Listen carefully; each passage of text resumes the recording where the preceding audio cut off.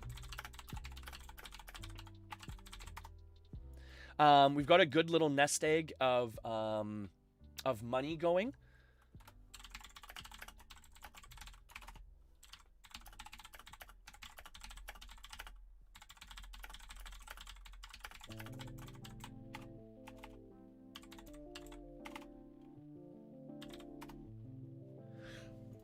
So we've got, sorry, I keep getting distracted between the two. But we're going to be able to get everyone going once they've jumped into Ultima Online as well. With different amounts of money. If you need some money to get some skills up, if you need different items, if you need a house to macro in, we can get you friended on the guild house or whatnot. And we're gonna all vote on a, guild name. So by all means, if you want to, and again, I never try and pressure anyone, but if you want to become part of the community and just make it a little bit easier on yourself to message people, join up with the Discord. Again, Discord's free. You can create an account if you don't have one already, but join up if you'd like. Be part of the community, right? Oh yeah, for sure, bud. No worries, Marco. Join up with the community. Always appreciated, bud. The movement later, the heels on you movement. It's gonna be awesome. We're gonna be able to declare war on different guilds if we want to. I mean, I don't think it's really gonna be like a warring guild. Maybe out of like role play or something, but it'll be super cool. I had to add you as a co-owner so you can plant this trash barrel to trap elements. Oh, okay.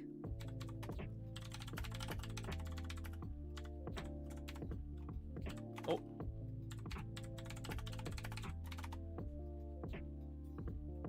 You go behind the forge.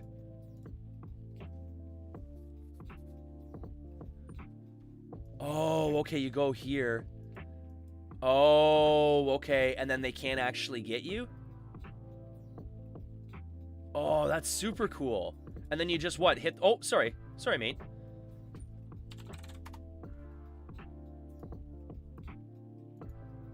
Oh, okay. Ah, okay. And then essentially you'd, like, run off here and stuff like that and then just hit them. Oh, upstairs. Oh, sorry, mate. Oh, here... I'm such a noob. Sorry, man.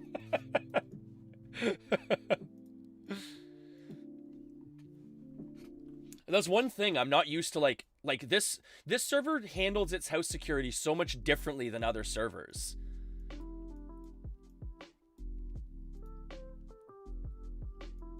Oh, see, that's the reason too, right? I always forget about that. Okay, so this is different than any other server I've played on because I was reading up about this last night. On this server, if you have something placed on the floor of your house, correct me if I'm wrong, clone, it doesn't decay. So that's why a lot of people have their front doors locked and stuff like that, because they keep items on the floor that they don't want to put in a chest. But see, I'm not used to that. I'm used to a server where the house security is... I mean, you wouldn't do something like that. So essentially, like, having your house open, no big deal, because you would always use a secure chest and have it locked down. But no, I get the point now, that you would have something like that unlocked to not take up, like, chest space.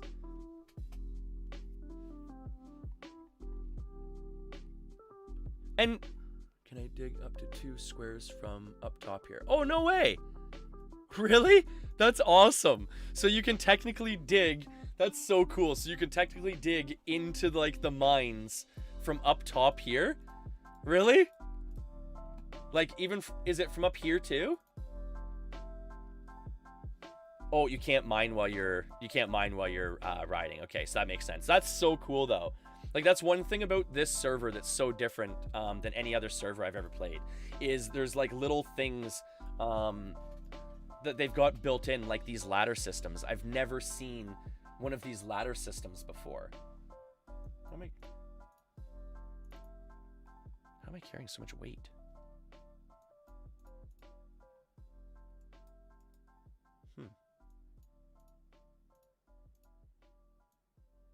It's weird.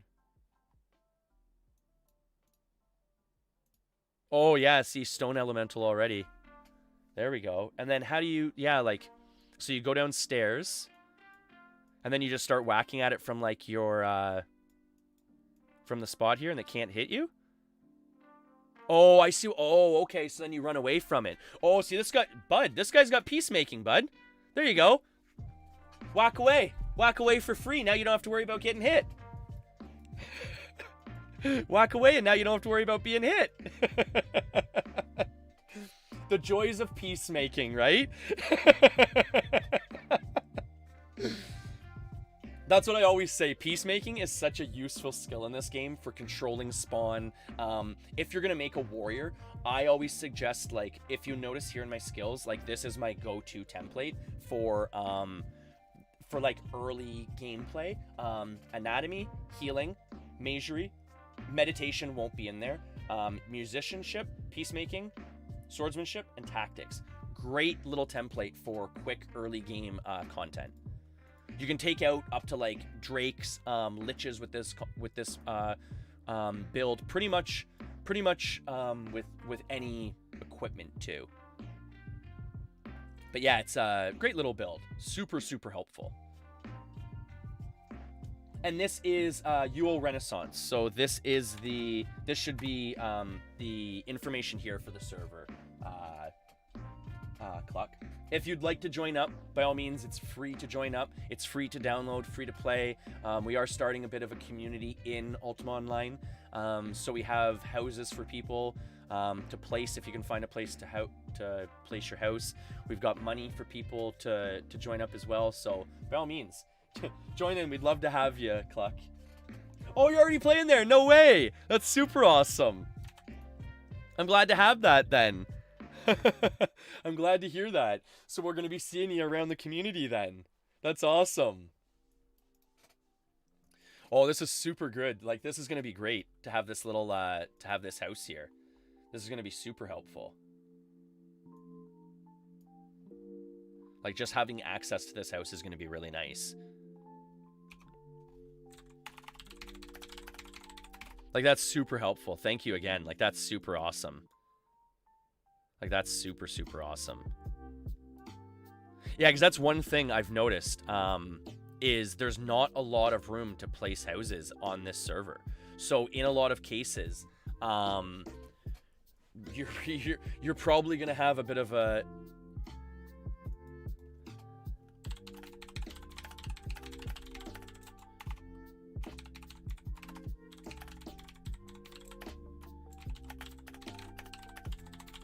Yeah, and like I've been saying, like the community has to keep UO going, right? It's the only thing really, you know, fueling UO to keep rolling, right?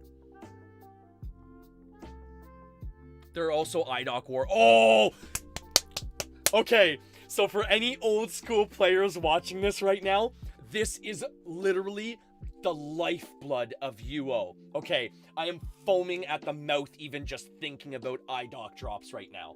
Tori, Nick, Marco, do you remember camping out for IDOC drops? Oh, lordy. Oh, okay, PvP players, get ready. Get ready. We're going to do some IDOC dropping, and we are going to be camping out for some IDOC. So what that is, IDOC means in danger of collapsing. So what there is in this game is essentially there's a system that as your house isn't being upkept by being visited over a certain amount of time, your house will fall. Oh, come inside.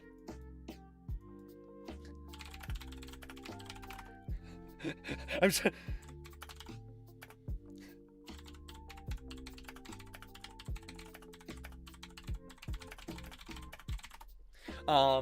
But what in danger of collapsing means is, so over a period of time, if you don't visit your house, it's going to go through a series of different steps where eventually the house is literally going to fall. And what that means is all the items in the house are going to fall with the house. So anything that the house contains, anything you see decoration-wise, anything that pretty much isn't bolted in like the kitchen sink is going to be dropping with that house. So chests full of weapons and armor and ingots and ore and rares are going to drop with the house. So, I mean, it's a huge event, folks. You camp out for hours to find these IDOCs. Yes, yes, it is UOR Killface. And we're just talking about iDoc drops right now.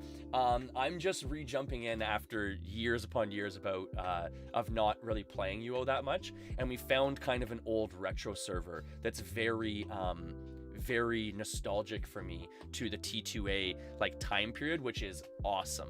T2A was always kind of my favorite time period because it was right before the release of Tremel, as everyone remembers.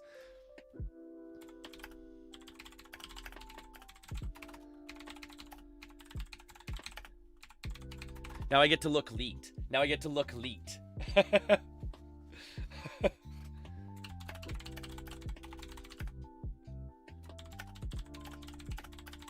Yeah, it's been hard to find. Like I've been saying to people, it's been really hard to find like GM crafted armor and stuff like that. So that's definitely a niche that I think our community could probably fill is the crafting community. We could have a group of crafters, tailors, smiths, carpenters creating different household items, armor.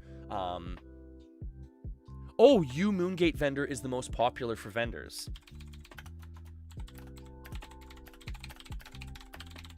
So apparently, okay, so like I was saying earlier, with the different moon gates, those are a permanent travel system built into Ultima Online.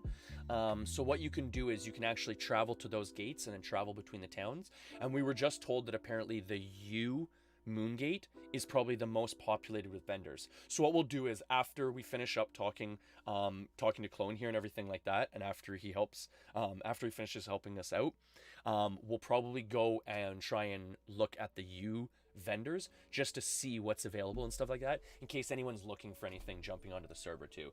Hey, thank you so much, Cal Ray, for visiting, and I'm so excited to have you joining in the future. Cal Ray was lucky enough this past winter to get a gaming computer himself, so he's probably going to be loading up some Ultima Online and playing with us as well and being part of the community, which having Panda Gaming around is going to be awesome. The more the merrier, bud.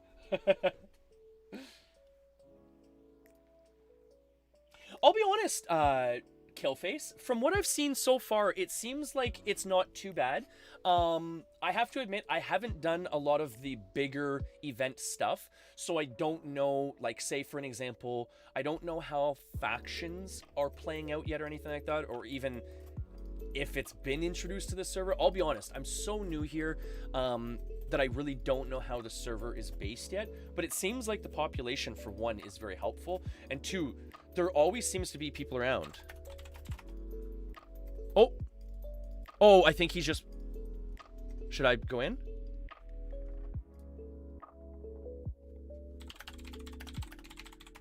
Oh, thank you again. Like, this is so... Like, that's one thing about the server is everyone in UOR has been very, very helpful. It really isn't a toxic community, where I have jumped onto other ones and a lot of the community can be very toxic because it's a lot of like old schoolers, like elitists and stuff like that, that aren't very welcoming to newer players.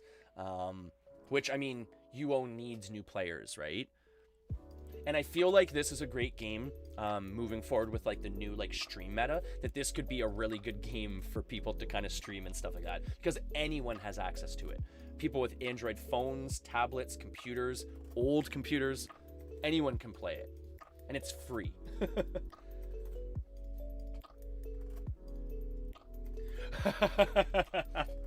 There you go, Marco. You gotta get it loaded up, right, bud? You gotta get it loaded up.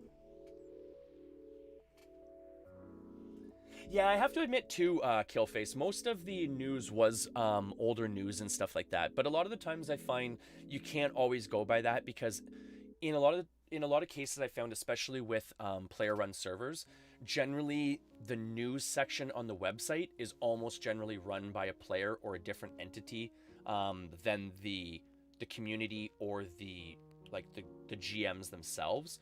So there may still be events going on, but if people, for one, aren't taking screenshots and aren't reporting it on the website themselves, it doesn't get updated, right? But I know, if I'm not mistaken too, it seems like there is different player-run towns on this, which I'm really interested in, because that's something I want to like introduce as well, is like bring some people over, introduce like a community, right? Bring enough people onto UOR that we can have some IDOC wars, you know, we can have some you know, big guild wars, maybe some role-played events or something like that too, right? From a server I used to come on, or used to play on, which was Angel Island, shout out to Adam Ant, super great role player. He had a lot of that stuff, right? Like role-playing based guild wars and stuff, different things like that, right?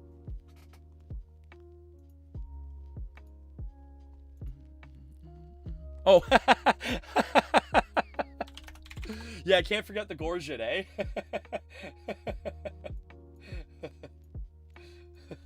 That's too funny. Uh-oh, I'm carrying too much weight now. We're carrying too much weight. Here, you know what? Ooh.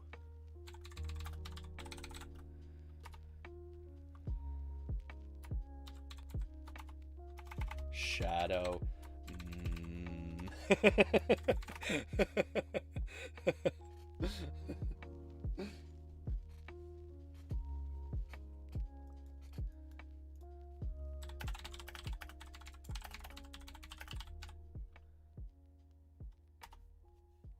Oh, is that not the command? Oh, I guess it helps if I actually spell it right, eh? That usually helps. Oh, it's not... Is that not the command anymore? I wish to place a strongbox? I always thought that was the command. Or is it here? Whatever. Doesn't really matter.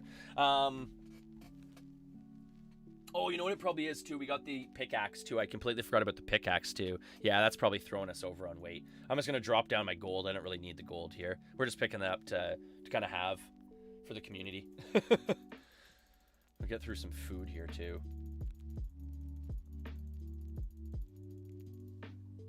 Hey, oh, I'm so sorry, Chrome. I totally missed the message there. It kind of like got like in between messages there. Boo. Get spooked. It's so scary. It was so scary.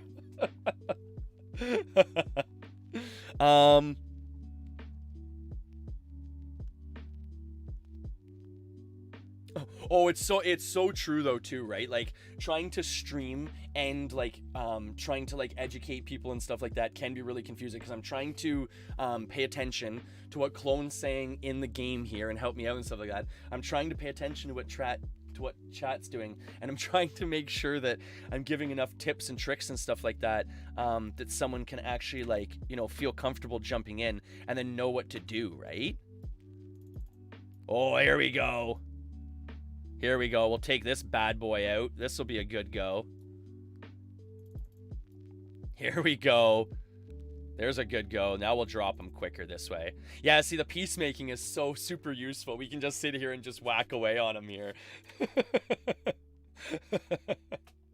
It's almost like, I have to admit though, it's almost like cheating in the game, right? Like if you're on a single spawn like system where there's only one creature spawning at a time, it can be very, very overpowering.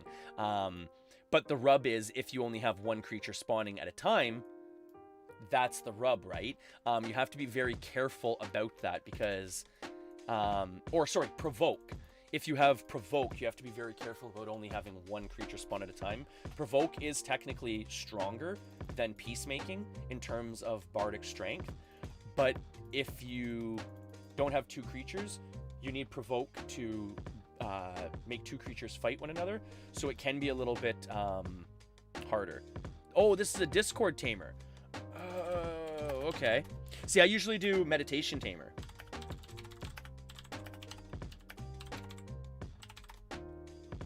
Just to deal with the pesky PKs.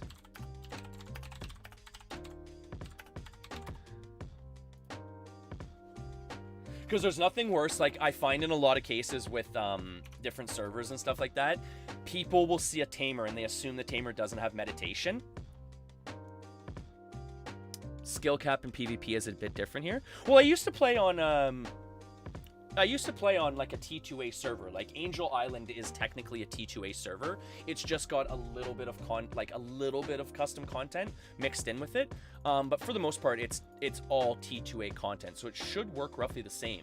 But the idea behind it is a lot of people PvPing against a tamer will just assume that they can essentially wear the tamer down, and the tamer is going to like run out of mana after a certain period of time. But I always laugh at that theory on my meditation tamers, because I'm only pretty much using my Majri or my Majri once they start attacking me as defensive abilities. My pets are going to be attacking them, right?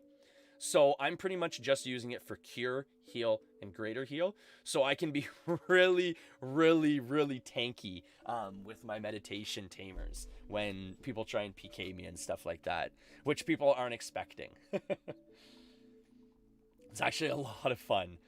I used to have a blast playing on Angel Island, and I used to essentially, on Angel Island, we had what were called mini champs. So they were either like 2 or 3 man champs, but I mean, over time, you could solo certain champs, and I used to run the wind champ, the mini champ, time after time after time after time, to the point where, I mean, it was just autopilot after a while, and it was funny because you'd always get people dropping in and trying to like PK me, like, and they would wait to a certain point in the champ, and it was funny because you'd always get people dropping in trying to PK me, and then essentially halfway through they realize like, okay, this isn't going the way I planned it to be. I thought it was going to be an easy quick kill, and I'm here just hanging out and stuff like that. Because essentially you're almost like a 5 times mage with that build, minus the eval to do damage to them, right? So it's a very powerful defensive build for hunting, which is taming, peacekeeping, musicianship. There would be veterinary on there. You'd have animal, animal lore, and then for 6 and 7, you're gonna have what did I name them off?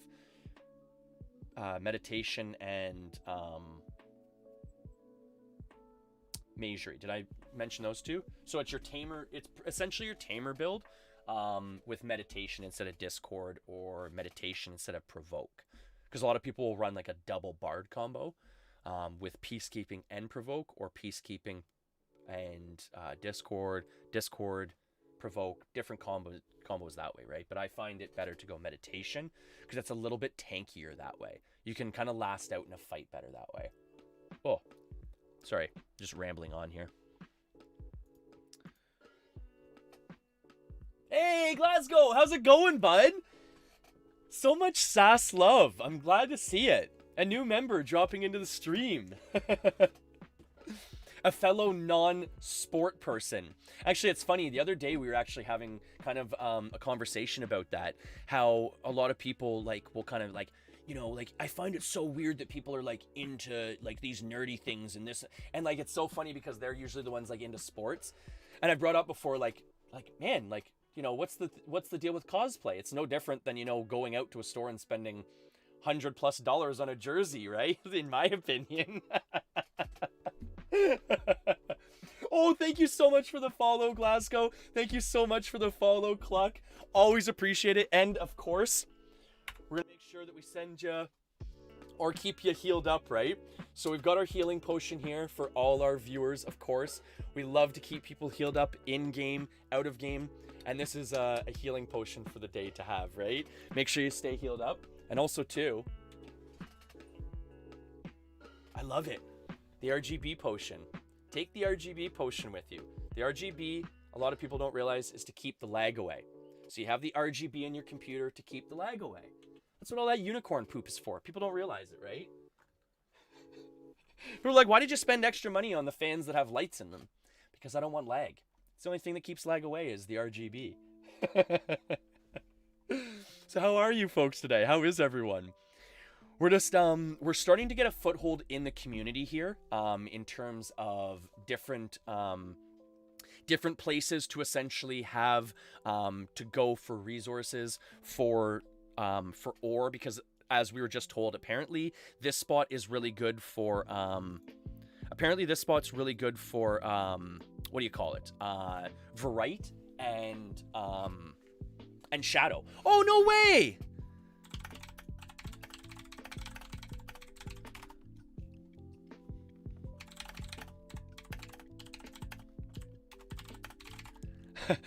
So point of reference, it's funny because actually like I am actually like a professional decorator in this game. I used to actually like decorate houses for different events and stuff like that, like for Halloween events.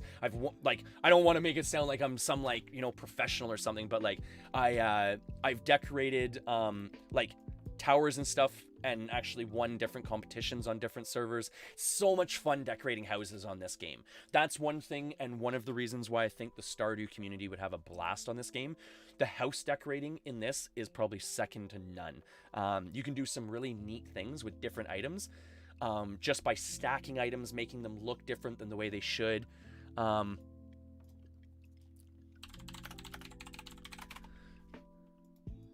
It's a good location, too. I like the location of it. Oh.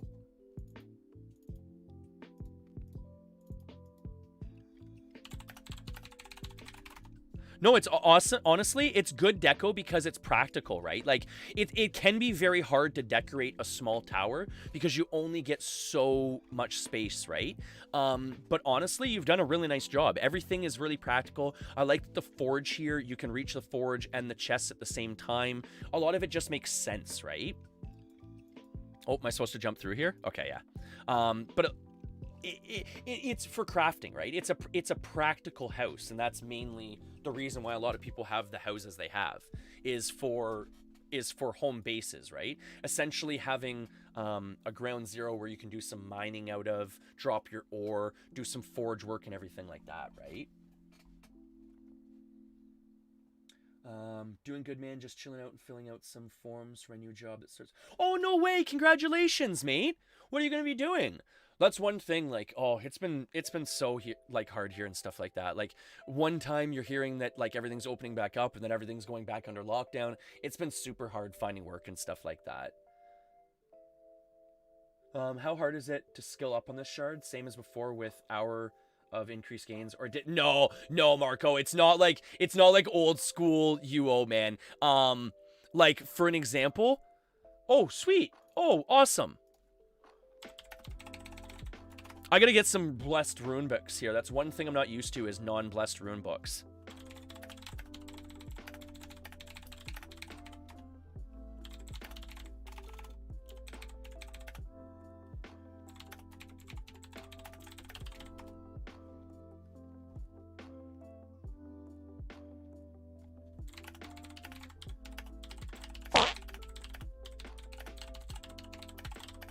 Sorry, I'm just typing real quick to him here. Yeah, we got helped out huge by a Dark Lord Alex yesterday with some cash, some like he actually gifted us a house and stuff like this server has been so like helpful.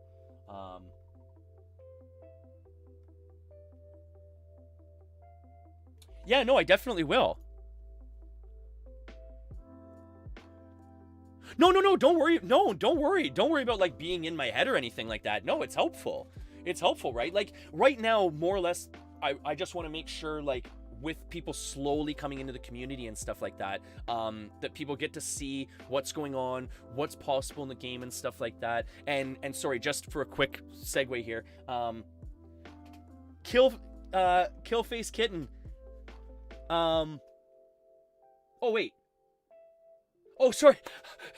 I thought you were saying you were getting off. Sorry. See, now I am getting lost in it. I thought you were saying you were getting off. Sorry. Oh, that's super awesome. Trainee field engineer. Yeah, I get paid off in October. Oh, that's super awesome. Getting paid off, best way to go. Hey, it is true, right? I mean, if you're gonna go, at least, I mean, it's best to have something to save with and to leave with, right? But yeah, I mean, it's gonna be hard. It's not gonna be getting any easier before, you know, it gets worse. But I mean, everyone's gonna keep trekking on. Everyone's gonna keep trying. My main thing too is, as I keep saying, is like I keep trying to like at least like learn new skills while I'm at home.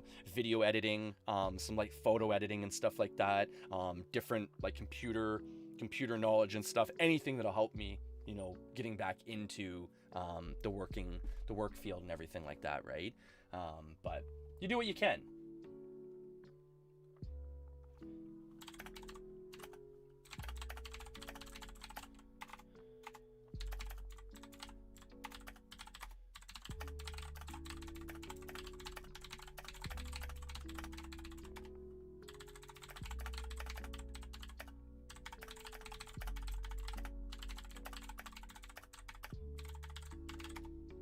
Yeah, we've got a couple people loading into the game, speaking of which, like pretty much as we speak, we've got a couple people that have already loaded up the game and are slowly macroing skills. So, I mean, it's going to take no time for people to start joining up and jumping in.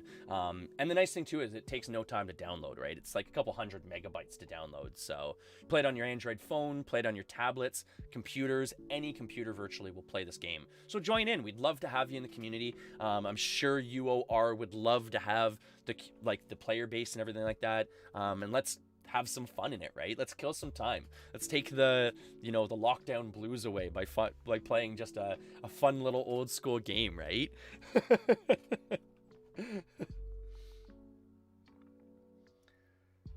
Cluck, I will be returning to the game in a few days after the last exams this term. Gotta go now though. Hey, no worries, Cluck. All the best. Thank you for the follow again, and I'm very happy to have you in the community here. And we really look forward to you joining up in the near future, because the more the merrier, right? That's what makes games like this fun. Is more people. The more you have, the more there is to do. The more people there are to interact with. The player base in an MMO makes the MMO, right? So join up, have fun, you know, have some fun with us, because it's going to be non-stop fun here. We're going to be PKing each other. We're going to be doing some, well, I'm sure, like I said, we're going to be doing some different treasure hunts. We'll try and do some different sailing events and stuff like that. We can all go out on ships and like go sailing with one another, and go fish up some, we'll go fish up some MIBs and some treasure nets and stuff.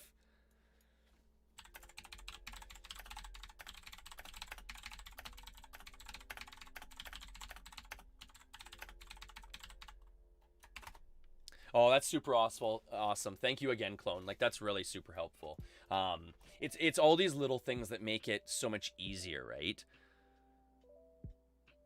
Oh, sweet, too. Yeah, fishing, treasure. I'm mostly solo dolo. Oh!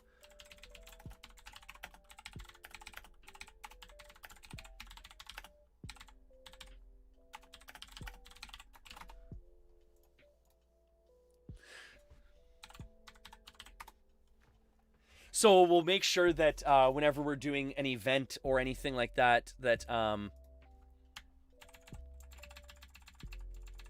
yeah, we'll make sure that whenever we do an event or anything like that, that we make sure that we invite, was it Dukok or Duktak? Okay, Duktak.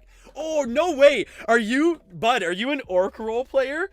Are you an orc role player? So, just for point of reference, everyone, there's a lot of role playing that goes on in Ultima Online because of the ability with the game and everything like that, and how it interacts with itself. But one of the things that's very common in this game is what's called orc role-playing. You role-play an orc in the game. So you walk around with an orc mask. Generally, you don't go into town or anything like that. You speak like an orc, and it's a very common way to portray your character. From the Drit series. That's funny. Honestly, I've read a little bit of Drit Stewart and everything like that, but I don't know enough about it to like know the character references. But I thought that was an orc name. So actually, I'm gonna write that down here real quick in my handy dandy notebook here, of course, right, that I keep. Duktak. So Duktak is. So Duktak is, what was the character name here? Lord Raz. Is Lord Raz. Okay, cool. Yeah, no, I like having all my little notes here. Like, I know I can do this stuff on my computer and everything, but I'm an old school guy, so I like my notebooks and everything like that. I'm old school like that. Plus, when you have super wicked, awesome, amazing, like, bookmarks like I do, it's really super hard to see what they are actually. But they are Star Wars bookmarks. Super amazing Star Wars bookmarks. Yeah. Chewy, and then the best ones are actually at the back here that I save for when I really want to mark something down. So you've got a red lightsaber and a blue lightsaber. Coolest bookmarks ever. Oh, change the light back up here. Sorry, folks, just bear with me for a second here. Bud, you are historic. You are legendary. You're more than historic. You're legendary. Legend, wait for it. Dairy. Honestly, like I've been saying, like there's been so much like open-armed welcoming, both in the UO Renaissance community, both in the SAS community. It's really nice to see that with everything going on in, you know, the world right now and stuff like that, there are still communities out there with open arms.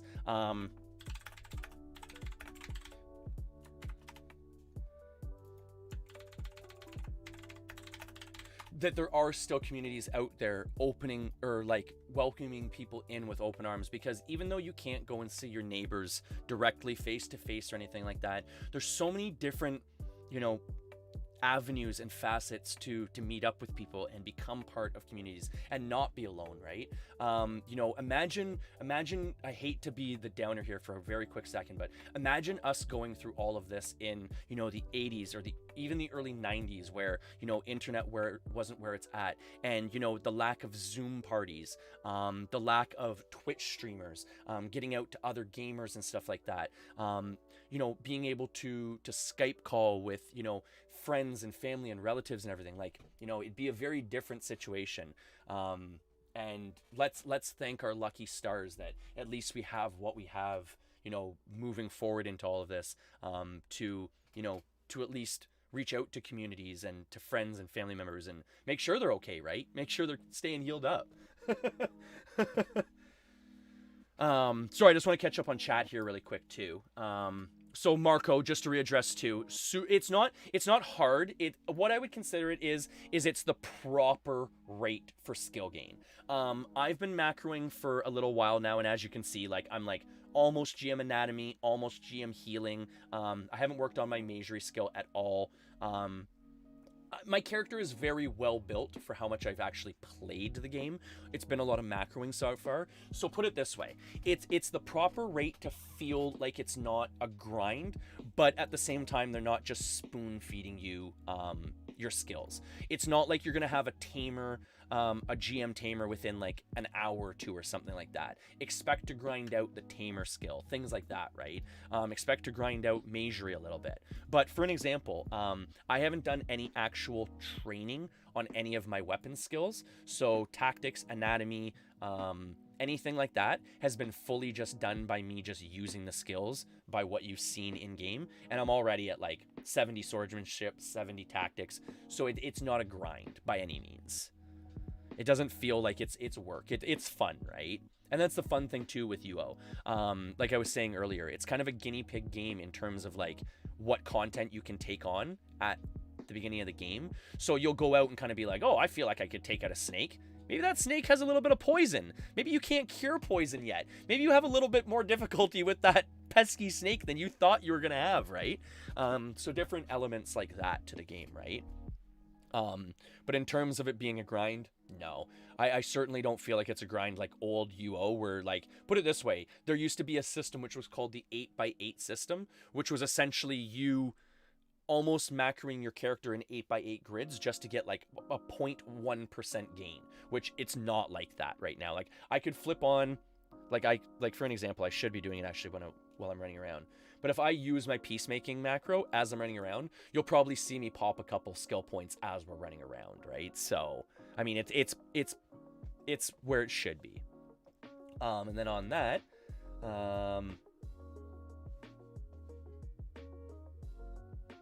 Oh yeah, was made redundant so much better than just getting fired. Yeah, it's true, right?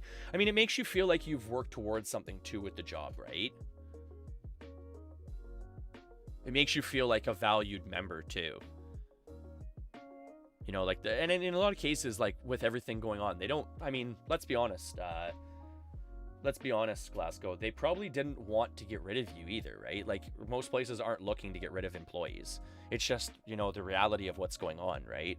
Reduced business, reduced employees. I mean, it's hard for everyone right now. So we're just kind of running back to,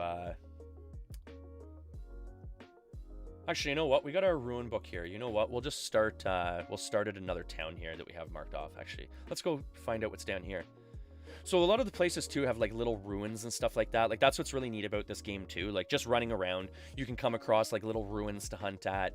You don't have to go into dungeons if you don't want to. You can kind of just do what's called overland hunting, and it's literally just running across the land, killing what you see and hunting that way. Because the dungeons can get pretty hairy at times. Yeah, we got a little bit of like a ruin here or something. Oh. So what do we got here? Despise. We got some different portal. Oh, Trinsic portal. Okay, we'll teleport there. Oh, see, look at, we got some vendors popping off here, so that's not bad. Okay. Give me 2 seconds, folks. I just have to run to the washroom here really quick. Give me 2 seconds and I will be right back again. I'm just gonna put it on the BRB screen here real quick.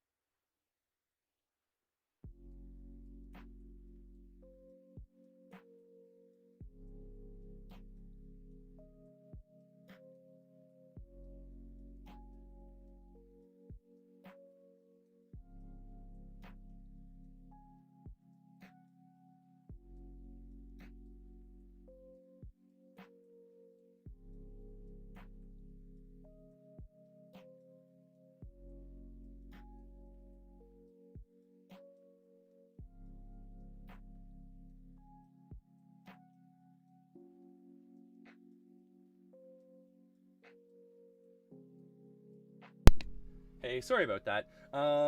Sorry, just going back to things here. To the chat here. How do you like Streamlab Premium? Sorry, I have to admit, Fluffy Viking, I don't use Streamlabs. I actually use Stream Elements. So I don't know how Streamlab Premium is. I use a combination, just for point of reference. So for anyone wondering how my stream is kind of done, I use a combination of OBS, Stream Elements, and Restream. So essentially, I'm restreaming to, oh boy, I think at this point I want to say 6 or 7 different platforms. I stream to Twitch, Facebook, Periscope, which is Twitter, Drove, ggame.com, Facebook, all essentially at the same time. So I don't use Streamlab. I actually use Stream Elements. Out of the two, I had heard Stream Elements was kind of more where I wanted to be for ease of use, I guess. How do you have Streamlab? Do you like it? I've pretty much used Stream Elements right from the beginning, so I don't really know. Hey, Josh, no way, bud. Wait a second here. Am I missing some sarcasm here? Because you stream on Facebook where? But you're messaging from Facebook, Josh. Or am I just being a complete idiot? Like, am I being stupid? Or are you not actually watching me right now? Because if not, I'm available on Heels on You. I'm available at Heels on You virtually across the board. Heels on You on Twitter, Twitch, Facebook, Instagram. I think I even have like a TikTok account for some reason, even though I never use it. I'm available at Heels on You. So if you just do a Heels on You search, HEALZONU, you should be able to find me, guys. Sorry, I just reopened the stream. What did you say? Oh, I'm super sorry, Fluffy. So I don't actually use Streamlabs.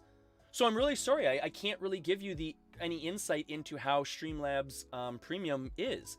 I use a combination of Stream Elements paired with OBS, and then I also use Restream.io to essentially restream to different platforms at the same time. So I'm not too sure how Streamlabs is. If you use it, let me know.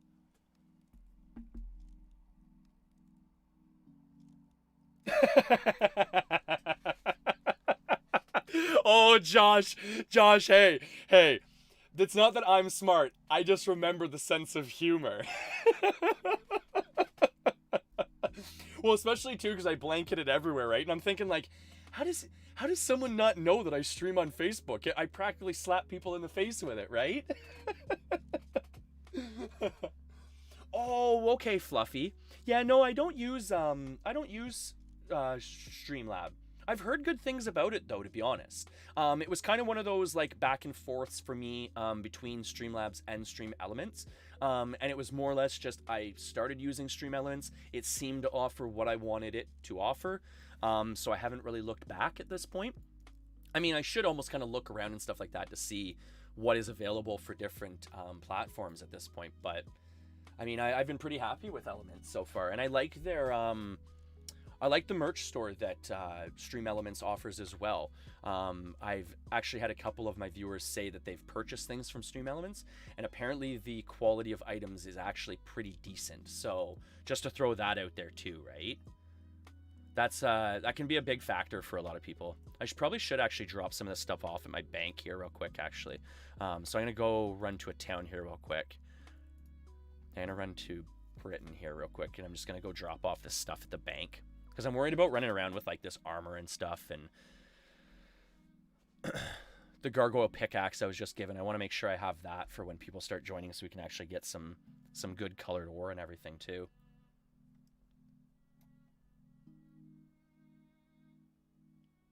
Oh, I'm super happy about that, Josh. Well, have fun in your meeting, bud. Enjoy. I have to admit, I'm going to feel so bad because I usually only stream for a couple of hours in the morning time, so I'm probably going to be getting off relatively shortly for today. But the nice thing is, I'll be back again tomorrow at the pretty much exact same time. I usually start my streams very early AM throughout the week, so I will be back tomorrow at probably, I think tomorrow's scheduled for 8. I'll probably be hopefully a little bit early for tomorrow. And then I'm trying to figure out an afternoon time slot as well. It can be hard, obviously, with the family and variables and stuff like that. Trying to work around girlfriend and child is very tricky. But, I mean, I'm trying to figure out an afternoon time slot where maybe I'll be doing more of, like, more probably upbeat games. Maybe some Overwatch, Paladins, World of Warcraft, stuff like that and everything. I like doing more of, like, the relaxed, chilled out kind of games in the morning time. So then I can kind of focus more on like chat and everything like that. You know, make sure, as I always joke, but it is true, make sure that everyone, you know, goes out on the day like healed up and everything, right? So when I'm doing my morning time streams, like usually a lot of the times even in the morning time, it's like 6:30 a.m. and everything like that I start.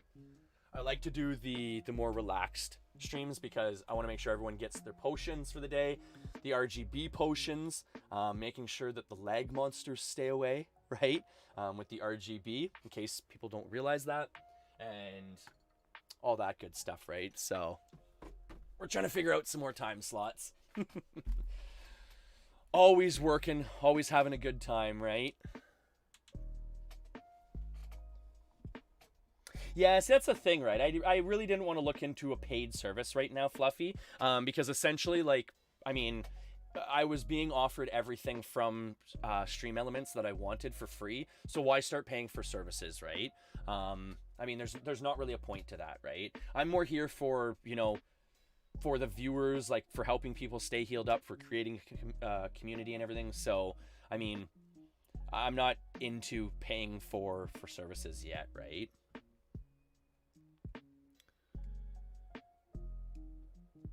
What I use is Restream.io, Fluffy. You should look into that. Restream.io. It's essentially like a restreaming platform, so it doesn't really take any more resources off your computer. And essentially you're using their server as kind of like your middle ground buffer. And it works pretty well. I right now have a chat window that's open, that's essentially bringing all my chat windows together in one chat pane, which is really convenient. So right now I'm able to address people tuning in from Facebook, Twitch. I had some Periscope viewers earlier, which is Twitter. So it's really super convenient to use that way. Yes, Restream.io is free to use, Fluffy. The one thing is with it though, is if you are looking to stream to your, it's hard to explain, but I don't know if you've done much research into like streaming to Facebook and stuff like that. If you want the stream to go to your gaming page and not your personal profile, then you would have to pay for that feature. I want to say it's something like $14 a month or something like that, but you do have to pay for the feature of getting your stream up on your gaming profile. You can essentially stream to your Facebook like public profile, like for your friends and family and stuff, but it won't go to like the gaming section essentially. It's hard to explain, but if you do some reading on it, it'll make a lot more sense. We're just gonna throw this armor inside the chest here, because again, I want to make sure I don't lose this. Right, that's actually really nice armor, the agapite, the pink armor.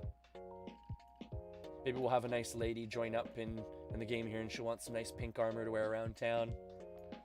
I hate wearing colored armor outside of town because I always feel like I'm gonna lose it.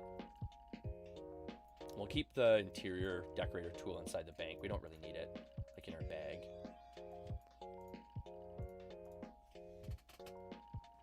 Yeah, it's nice because it is free for the most part. So like if you're trying to just kind of blanket out your streams and stuff like that and touch a wider market. Oh, sorry, excuse me. If you're trying to touch a wider market for your community, Restream.io is a great tool that way. Woo! Woo! Woo! Blowing down the house here. Woo! Woo! Woo! And as I was saying too, I'm going to drop the link one more time here too. This is the link for downloading or playing the Ultima Online server that I'm on right now, which is Ultima Online Renaissance. We're slowly trying to create a community here. If in which case we can't find like enough ground here and stuff like that, maybe we'll try and like reach out or something like that and see if we can like find a plot of land somewhere out and about where we might be able to place a bit of a community.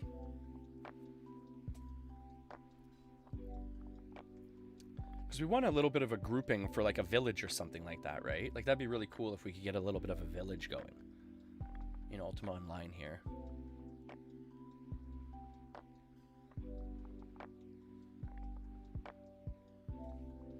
But I have to admit, most of the housing spots are pretty well taken. There is not a whole lot of housing spots left.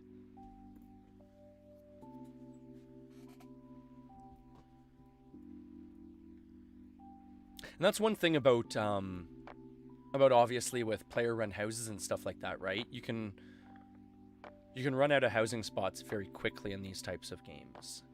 Like, let's see, this is a pretty popular spot, but I mean, it's a popular spot for a reason, right at the Britain Crossroads, right? Yeah, I wonder if they do allow, like, player-run towns and stuff like that.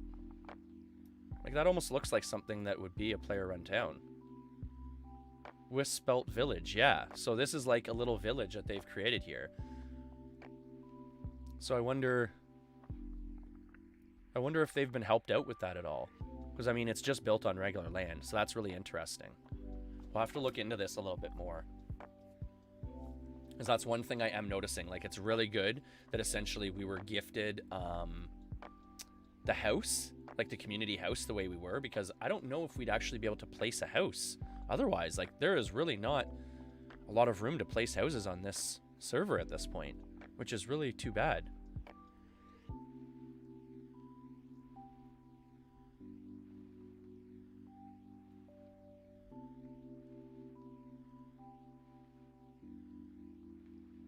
Sorry, but at 14 cost a bit? Well, like I said, it's free if you don't care about having it to your gaming page. So I mean that's kind of the rub, right? Like, I mean, you get what you pay for, right? But no, Fluffy, like you can still stream to Facebook.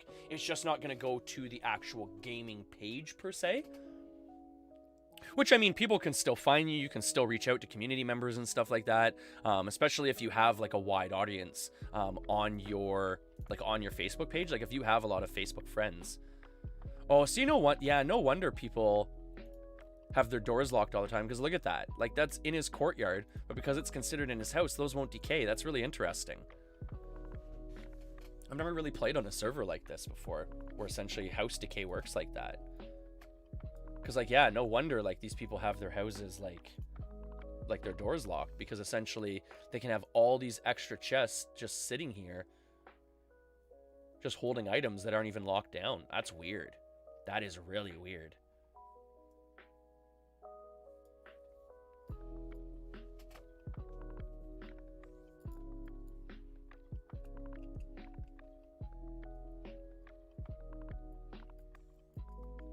Oh, I'm excited, Josh. Like I was saying, if I'm not here when you get back, though, bud, I'll be here tomorrow. I'm always smiling, you know that. Always smiling, always having a good time. Even when we're confused like this in the game. So yeah, this is, I will admit, it is going to be tricky to find an area to put some houses.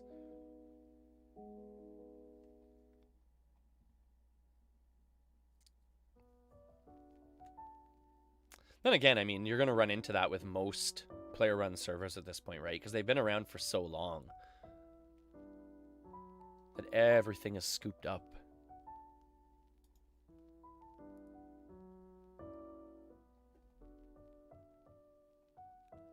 Yeah, I don't know. Should almost be running around with the deeds to place houses just in case I come across a spot so I can just drop it down, like, right away. The nice thing is, though, if you notice, like, while I'm running around, you are actually seeing, like, people in houses and stuff like that here and there. So that's a good sign. There's at least enough of a population where people are hanging out hanging out outside of town and stuff like that, right?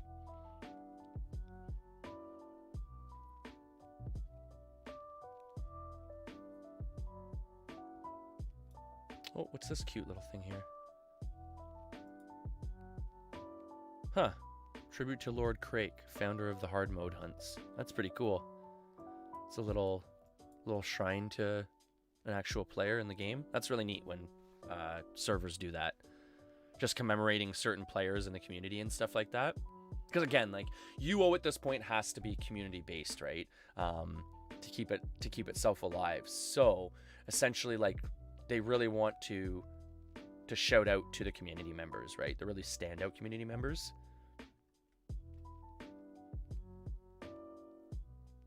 Yeah, there really isn't much land to place houses at around here.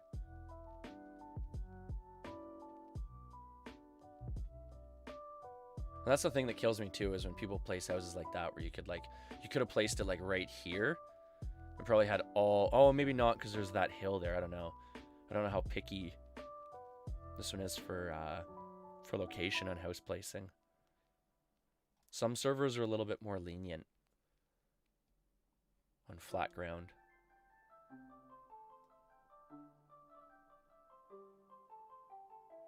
Yeah, it almost looks like you'd almost have to buy a house from someone if you wanted a house here, which is unfortunate.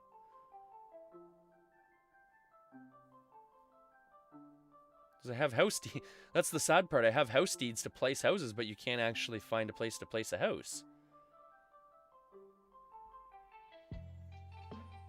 And then you got people with connected towers. Of course, right? Everyone, If anyone's in here that still plays UO Outlands, does UO Outlands have like spots to still place houses? What player-run server is gonna have places to still place houses? Like just a community, like big enough that you'd be able to like place a couple houses side by side. That's the thing, right? Like I don't know if any UO servers at this point are gonna have that ability.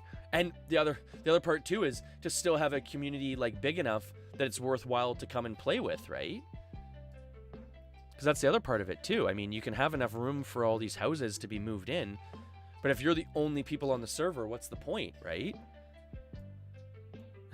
Morty Smith? Aw, that's too bad that he's out here all by himself. He's out here by his lonesome. Well, I mean, we'll continue to run around here. We've still got time before people start moving on to the server and stuff like that. And like I said, at least we've got our guild house. Like that's the main thing. Having extra houses is going to be, you know, gravy on the potatoes. But so long as we have our guild house where we can place a guild stone, you know, kind of use it as ground zero, that's the main thing.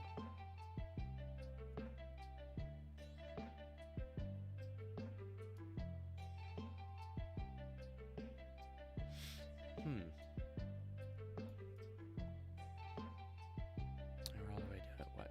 Is this Trinsic now? Oh, look at these dancing mongbats. That's pretty cool. That's a really nicely decorated house. Wow.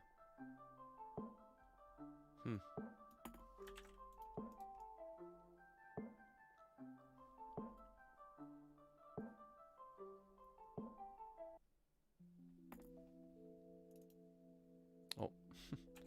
Didn't see the bridge right there. I was about to just teleport across. The lazy way, right?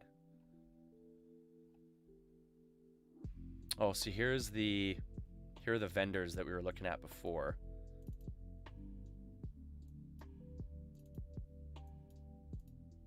Oh, see, here's what I was talking about. Okay, so here is Mass Regents. So that's pretty cool. Okay, so at the Trinsic gate, there are actually vendors that sell Mass Regents. So for anyone looking to build up their magery skill, alchemy, or anything, come to the Trinsic gate here, and you can buy Mass Regents here, which is actually really helpful. Instead of having to run around for like 15 minutes at each one of the mage shops to get what you need.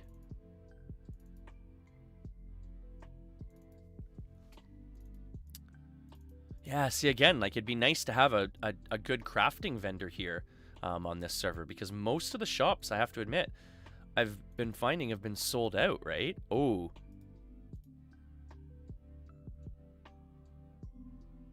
Ooh, lockpicking sets? No way.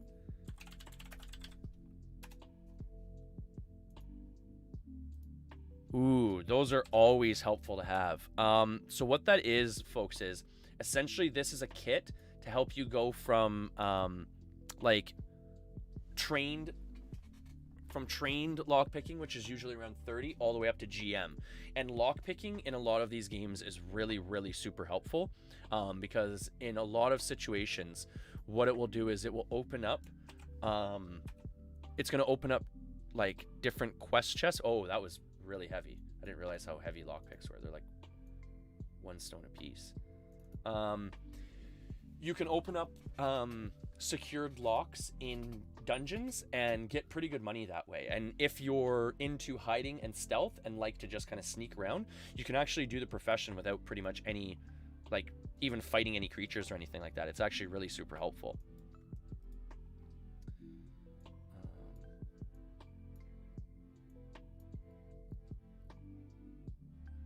Yeah, I'm just carrying too much weight here. All right, we're just going to drop the lockpicks. That's fine. That's an easy choice. That's fine.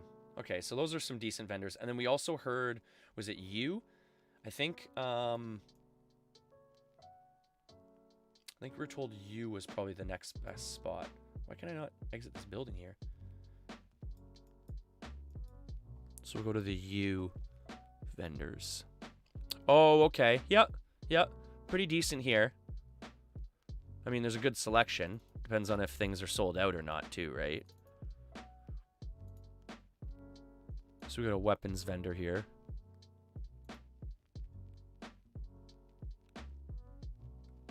Whoa, those are expensive. Elf Slayer? I don't even know what Elf Slayer is. I've never really played on a server with elves before, so I don't know if it's maybe like a different class. Like maybe it's like Repond. Oh, so there's some GM leather armor. Okay, that's always helpful. Elemental band. Orcish bows. Okay.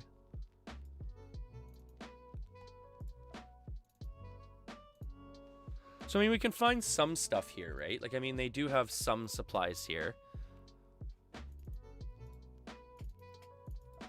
Yeah, but we'll definitely have to create a crafter if we're going to be creating a community on this server. Because there's virtually no one really creating anything. Like, I haven't found full potion kegs here the whole time I've been playing. I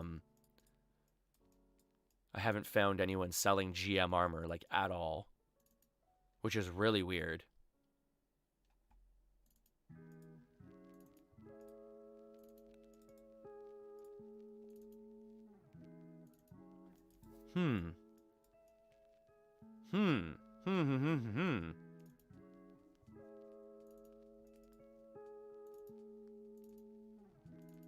Yeah, kind of crummy vendors here, folks. I'm sorry to not be able to report cool things for you. This is this is kind of sad to report. Okay, so we got some full spell books there. Okay.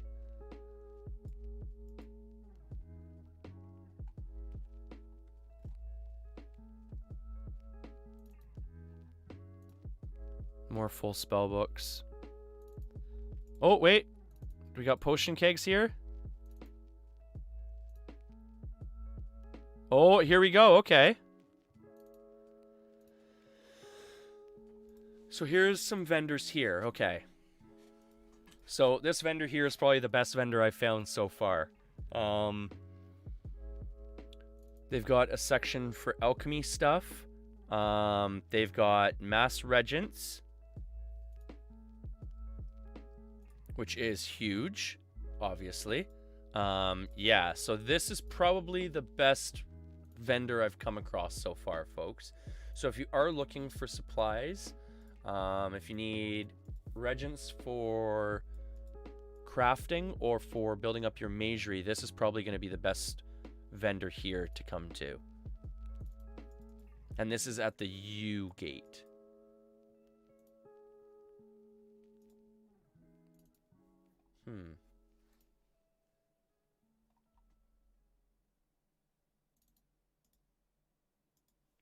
Yeah, they got some daily rares.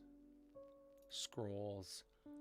Oh, are these GM weapon or GM instruments? Oh, no way. Okay, yeah, this is definitely the best vendor I've found so far. So they have GM weapons, which gives you, our GM instruments, which gives you an increased chance to essentially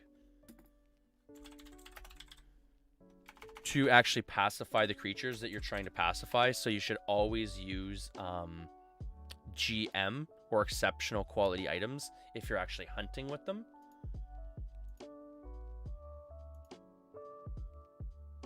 Wait, was that a non-exceptional one?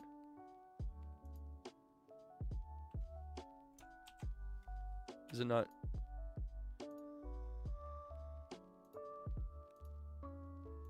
Oh, so I guess it doesn't. That's really weird.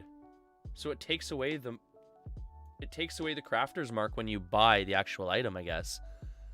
Description: GM made but not marked. A new. Oh. GM made but not marked? I thought they would still come out as exceptional quality items. Well, whatever. Hopefully that's a GM item on this server.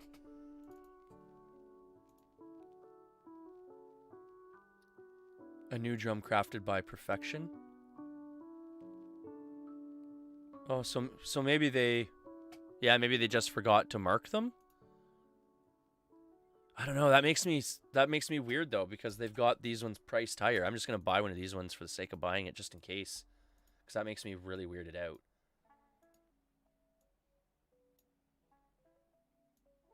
Just throw that in our bag for now. Alrighty. Thanks, Saz. Thanks, bud. You know, I try and clean up here and there, eh?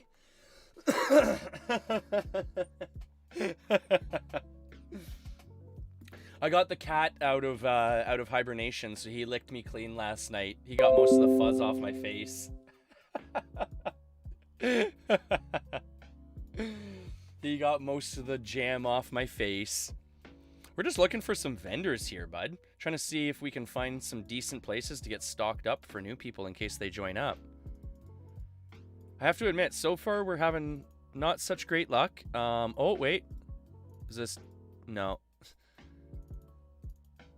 No, most of the stuff on these vendors is already filled, or is already bought out.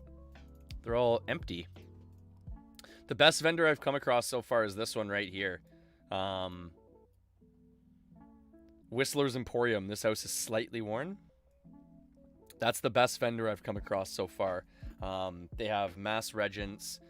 They had GM instruments. They had a couple of things that people would probably be looking for.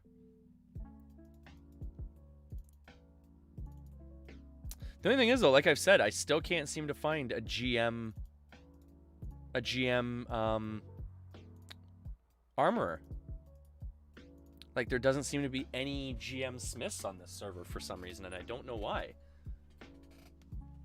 I'm still trying to get the damn thing to work. So what's happening right now, Zaz? Like, it's actually closing out of the game? Because like I was saying, I was having the issue where essentially it would minimize. The game panel would essentially still be open. Like, for an example, like I was saying, like it would be minimized down here, and as soon as I would go into the game, it would just minimize down here. So you had to shift click and then maximize the actual window. But it sounded like you were having a different issue. The game never comes up. I click launch and everything shuts down. Like, do you at least get to this point? Like, you get the UO Renaissance launcher at least?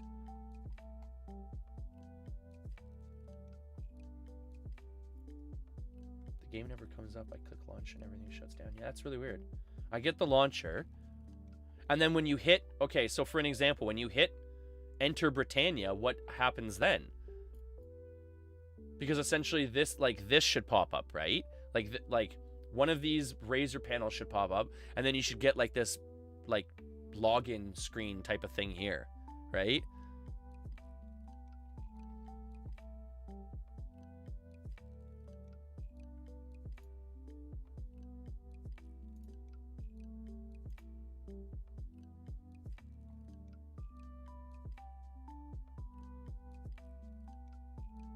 So you don't even get to the login screen? Yeah, no worries, mate. That's the one nice thing about it, right? It takes like virtually no time to actually download it, so it's pretty quick if you go to delete it and then re-download it.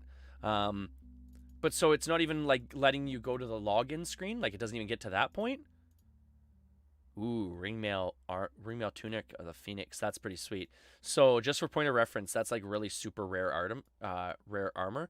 It actually stays with you after you die. So it's blessed armor. It's super cool. What is going on with this house? What the heck is going on there?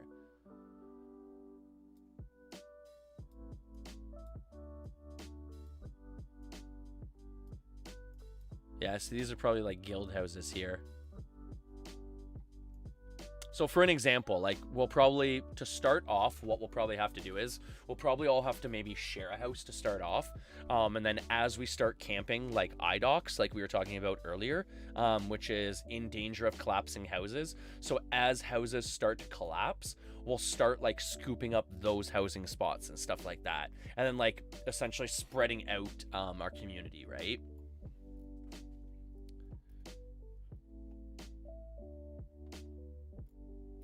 Because even like I was saying earlier too, if we even find like one more spot to place a house, we can just slowly start branching out the community that way. And I mean, hopefully if we get lucky enough, we might even find a couple of houses in one spot that start dropping or something like that too. That'd be really convenient.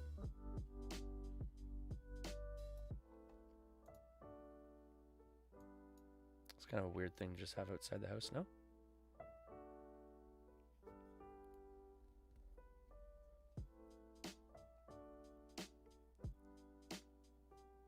Because there is a lot of different housing spots. Just everything's taken up, right? Well, that looks kind of neat. That's kind of like almost like a starry sky on the roof. That's really neat. I don't think I've ever seen that on a house before. Ooh, that's kind of neat. A bloody tree.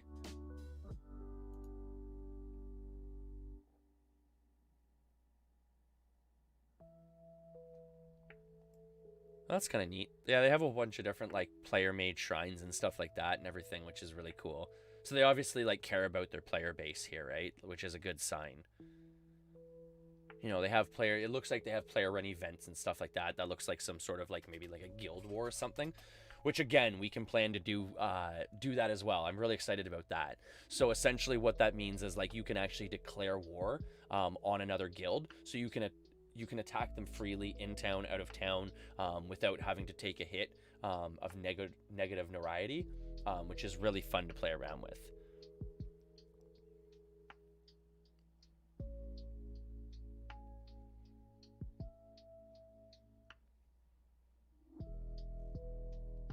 I think this is, I want to say this is the, oh no, I was going to say I thought this was the Lich ruins outside of Britain, but I guess that's higher. We've already passed that. Yeah, there's so many cool places to explore here and stuff like that. See, that's the thing too, I haven't even really brought you guys into the dungeons yet. Like this is the Brigand camp, right?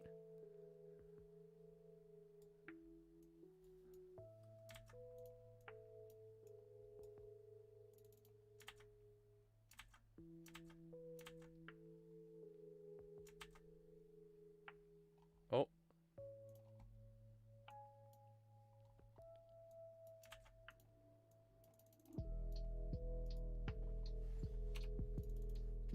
Try and get this guy down here.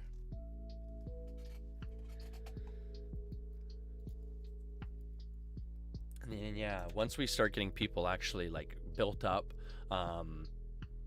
you know, geared up and everything like that, mainly skill wise, this game isn't, Ultima Online isn't really an item-based game. I wouldn't consider it. It's more about the skills of your character. So once your character is leveled up and everything like that, we'll be able to do some really fun dungeon content. We'll be able to maybe do some champions. The Harrower is kind of like the end boss in this, and he's obviously the thing that gives like the best loot and everything like that. So you obviously want to get your guild to that point, right? Being able to take out the Harrower.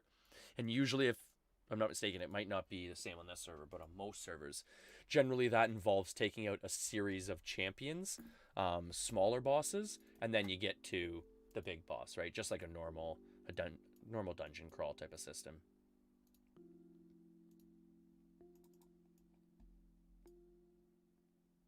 All right, let's head out of here. Don't really need to take out these guys.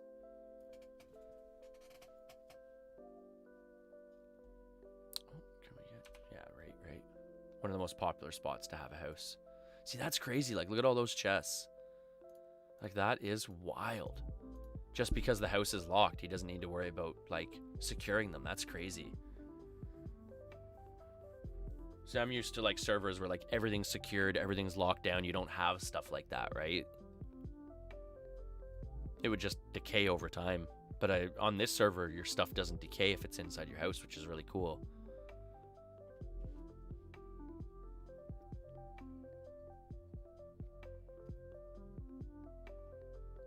Yeah, so there might be a couple of spots, like maybe along some roadsides here and stuff like that as well.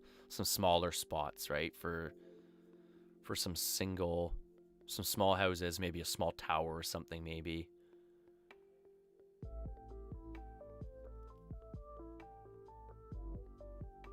Yeah, we can always double check that when we start getting into the actual community and building up and everything like that. But I mean, for now, so long as, like I've said, as long as we have a spot for the guild, like a guild house, everything else is just gravy on the potatoes at that point.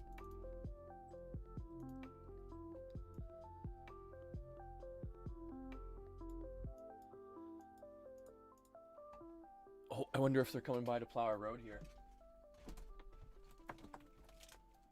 Oh, yeah. Yeah, they're plowing the road. So that huge blinding ball of light you just saw was the Canadian outdoors. Hey Alexa, what's the temperature today? I really don't think it's that cold today. Right now, it's -8 degrees Oh, Celsius. it's colder than I thought it was, actually. Expect a high of -7 Huh. degrees. -8? Wow, that's way colder than I thought it was going to be. Alexa, that's kind of funny, actually. That is kind of Sorry, funny. I'm not sure. Alexa, stop. It's okay. Thank you. Thank you, darling. Thank you. But on that note, folks, I'm probably going to head inside now, go get some food and everything like that. I'm starting to get a little bit hungry here. Man, today was such an awesome stream. Like, thank you so much, everyone, for viewing. Thank you, everyone, for the questions.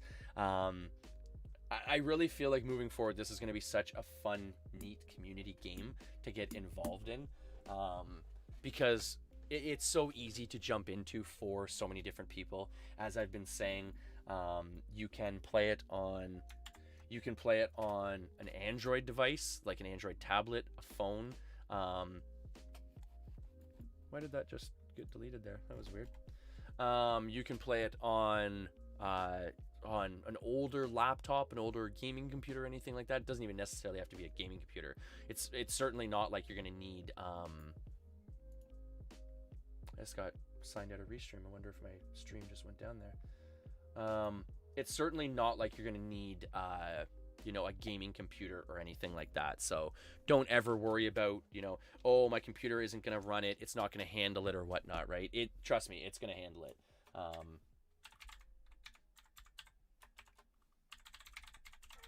There's gonna be no issues with you running the game.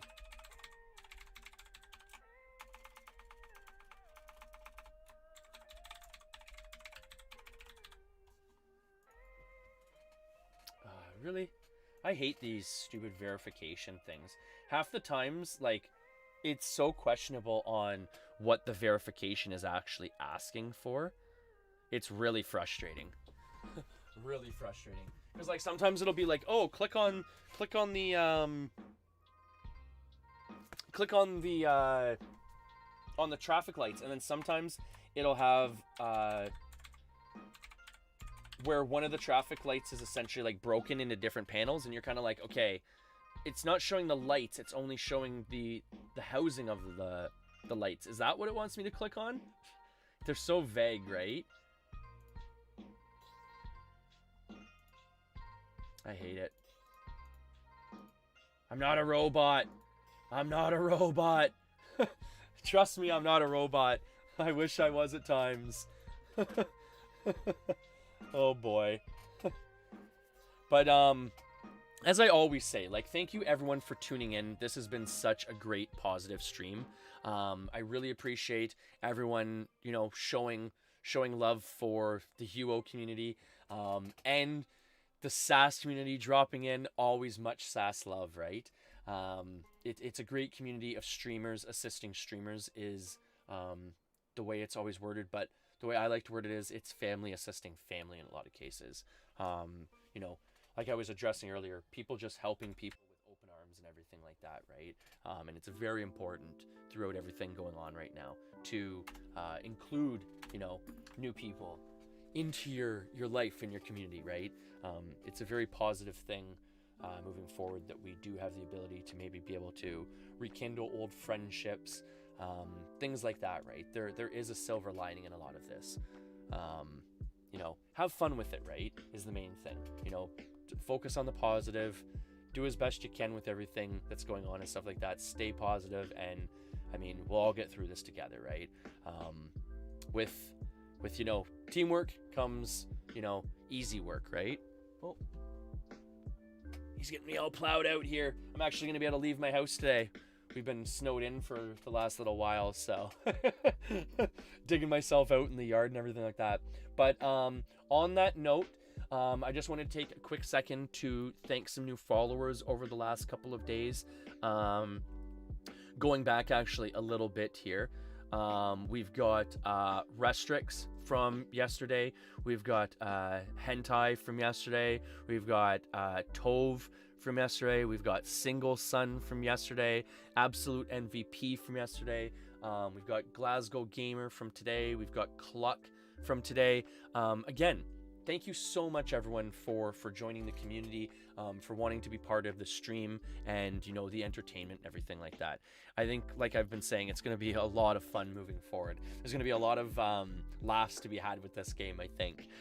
People dying, people getting resurrected. It's going to be a lot of laughs. If anyone enjoys the Stardew Valley content with me passing out, dying in this is going to be the equivalent and then some. But on that note, we're going to take an opportunity to raid a fellow streamer.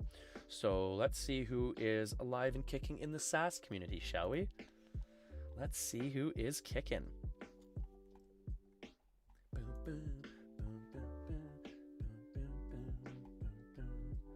Who is streaming? Is anyone streaming here? So I always like to make sure that I go down the SAS list because some people don't have their Twitch paired to Discord. So sometimes you will find someone that is streaming that isn't actually listed as streaming. So I always try and make sure I go down the list. And actually, we've got someone right here. Oh, it is raid time.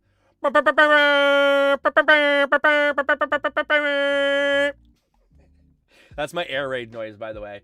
My girlfriend loves it when I do that inside. She's like, Andrew, can you please do that more? I love it when you make that noise, that really ignorant, loud, obnoxious noise.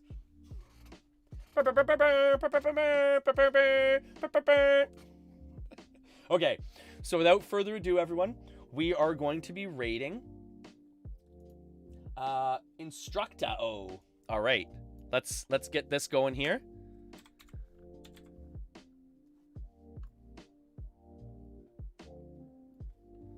Am I spelling this? Oh no, I'm already spelling it wrong. IN3T. Oh, IN3T. I can't spell names like this. Always throw me off. IN3TRUCTA.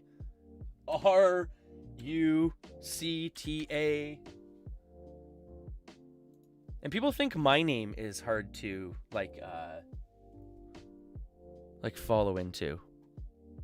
Why is this person not on my list here?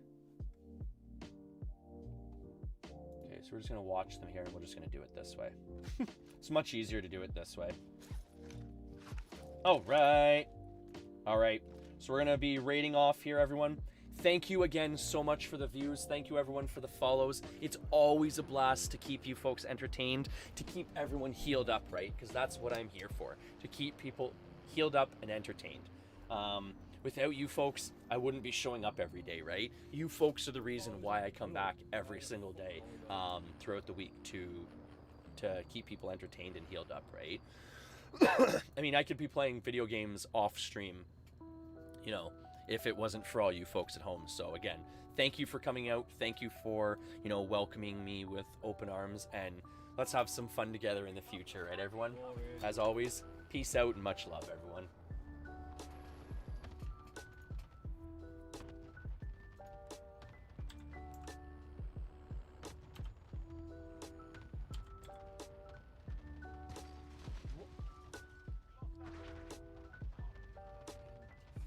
Such a hard name. IN3TRTRU Instructa. It doesn't even come up. Instructa O_XX. Holy jumping, man. Fix the name. You just killed me. Oh. What are you looking over there? Wow. I really did not expect that. I thought that was done. I can't even. I'm not even typing out this person's name properly to like find this person. I think it's an I. Is it a 1? Is it a 1 here now? Holy jumping, folks. So big tip. Choose a name that people can spell out or whatnot. IN3 TRU